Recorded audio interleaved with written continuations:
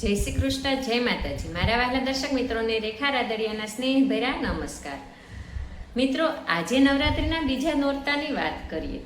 આજે પૂજાય છે માતા બ્રહ્મચારિણી. માતા બ્રહ્મચારિણી, જેનો અર્થ થાય છે બ્રહ્મચર્યનું પાલન કરનારી સ્ત્રી. માતા પાર્વતીનું આ બીજું સ્વરૂપ છે. આ રૂપમાં માતાજીએ તપસ્યા અને સંયમથી ભગવાન શંકરને પતિ રૂપે મેળવવા માટે હિમાલયમાં વર્ષો સુધી તપ કર્યું. માતાજી હાથમાં જાપમાળા અને કમંડળ ધારણ કરે છે. તેમનું રૂપ શાંત છે અને અત્યંત પવિત્ર છે. બ્રહ્મચારિણી માતાજીની પૂજાથી ભક્તને ધૈર્ય, તપસ્યા, સંયમ અને આત્મવિશ્વાસ મળે છે. મન એકાગ્ર થાય છે અને વિકારો પરથી કાબુ મળવા લાગે છે. જે લોકો સાધનામાં આગળ વધવા માંગે છે ને, તેઓ માટે આ માતાનું રૂપ ખૂબ જ મહત્વપૂર્ણ છે. એવું માનવામાં આવે છે કે બ્રહ્મચારિણી માતાજીની પૂજાથી જીવનમાં શાંતિ, સ્થિરતા અને તીવ્ર સંકલ્પ શક્તિ મળે છે.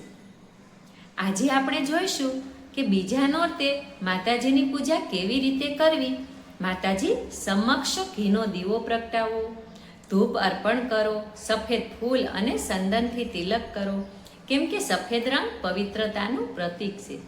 શ્રદ્ધાથી આ મંત્રનો જાપ કરો. ઓમ દેવી બ્રહ્મચારિણી નમઃ 108 વખત મંત્ર જાપ કરો. માતાજીને સફેદ પ્રસાદ ધરાવો, જેમ કે સાકર, દૂધ, ખીર, રવો, શીરો અથવા સફેદ મિષ્ટાન. આરતી કરો અને પ્રાર્થના કરો. માતાજીની સ્તુતિ ગીત કે આરતી ગાઓ.